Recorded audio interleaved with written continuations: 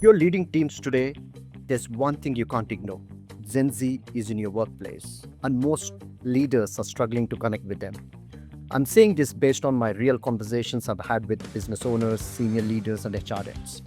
They all tell me the same thing. Raghu, the Gen Zs want flexibility, but they resist deadlines. They ask questions we never dare to ask.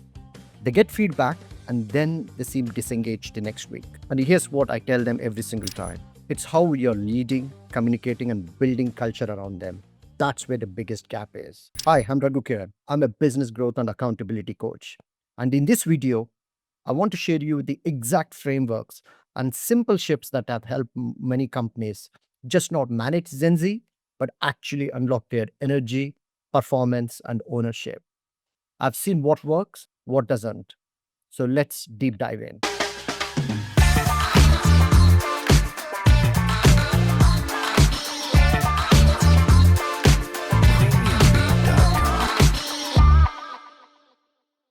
Most companies are still stuck using a millennial era playbook. They offer hybrid work, install some ping pong tables, introduce casual Fridays, and assume young people will stay loyal. But here's the shift: Gen Zs do not care about cosmetic perks, they care about meaning, impact, and growth.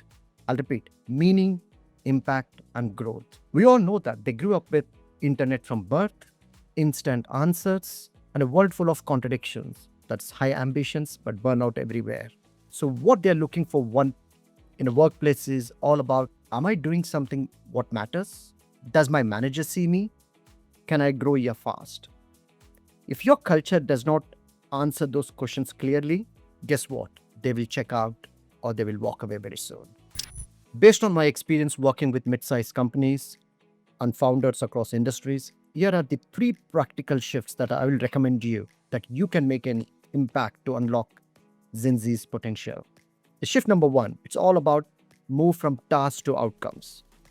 One of the biggest mistakes I've seen managers make with Gen Z is all about assigning activities without context, such as like send 10 emails, post 3 times on Instagram, update the spreadsheet. It's all busy work, uninspiring, and you know what? It creates confusion. Let me tell you what works best by a mile. Instead of saying post 3 times this week, in fact, I would recommend you saying your goal is to get 5,000 impressions and at least 50 clicks. So, what's your plan around that? By saying that, now you're not just giving them instructions, you're giving them a result to chase. And that changes everything. Gen Zs thrive when they understand the why behind their work and have the freedom to figure out how.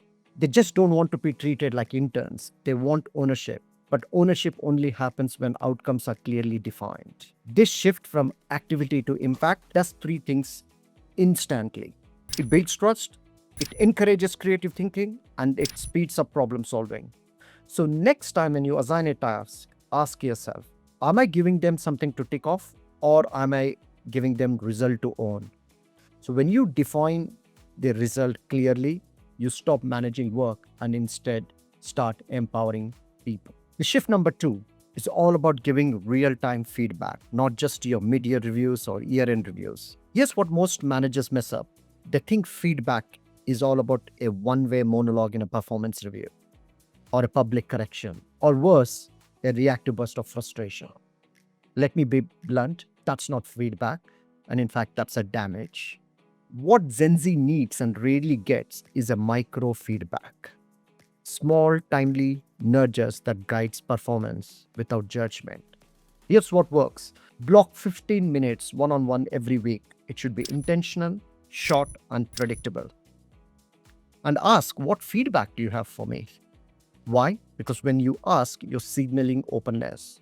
In fact, you're flipping the script. Now it's a two-way street. And when they respond, don't argue, defend, or justify. Just say, thanks for the feedback. And here's the key. Feedback is not about yelling what went wrong. It's not about your tone, nor your title. It's about your professionalism. It's all about building clarity without crushing confidence. So it's important to give constructive feedback in a way that builds the person, not just breaks the spirit. Says things like, what support do you need to avoid this next time? When you do this consistently, something amazing happens. That's They stop seeing you as a boss. In fact, they start respecting you and seeing you as a coach. That's where the performance skyrockets. Now, the shift number three, it's all about just don't talk your purpose, help them feel it. This is where most companies get it wrong. This is where many leaders get it wrong. They write a beautiful purpose statement, put it on a poster, stick it on onboarding deck, and then guess what? It just disappears. Nobody on the floor talks about it. Nobody connects their daily work into it. And you wonder why Gen Z seems disconnected. Here's the truth: Gen Z does not want to work for a company, just for any company. They want to work for a cause, a mission, a movement.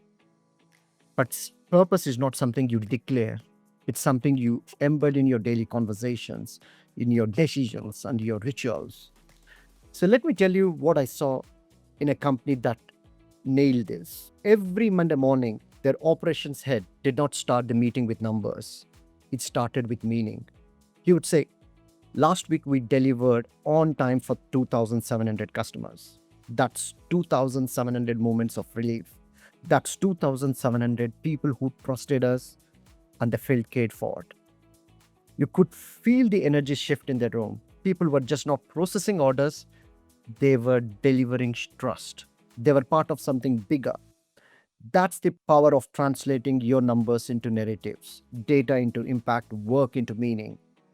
When Gen Zs understand how their work moves the needle for real people, they stop working like employees. In fact, they start showing up like owners. They don't need your grand speeches, they don't need your proofs. All they need is how their work matters, is what they're asking for. So ask yourself, does your team just know the what, or they deeply understand the why? When they feel connected to purpose, you don't have to push them to perform. They will push themselves. So finally, Gen Z is not a problem. They are asking the right questions. Let's stop saying Gen Z is entitled or not serious. They're just the first generation willing to ask what many of us never did. Why am I doing this work? Does it even matter? Will I grow here, or should I look for somewhere else? And honestly, that's not a bad thing. It's a leadership wake up call. Because they're not saying, I don't want to work. They're just saying, lead me better, help me care, show me how can I grow. The leaders who win with Gen Z are not the toughest, nor the loudest. They're the ones who are clear, consistent, and real. So if your company is still running down in a top-down approach or coerce and compelled way, don't be surprised if your young people quietly check out or leave. If you create a culture where they feel heard, respected, and challenged, and that's where you create a high-performing team and a high-performing culture and high-performing leadership as well. So here's what I want you to do. Drop a comment. What's your biggest challenge with Gen Z at work?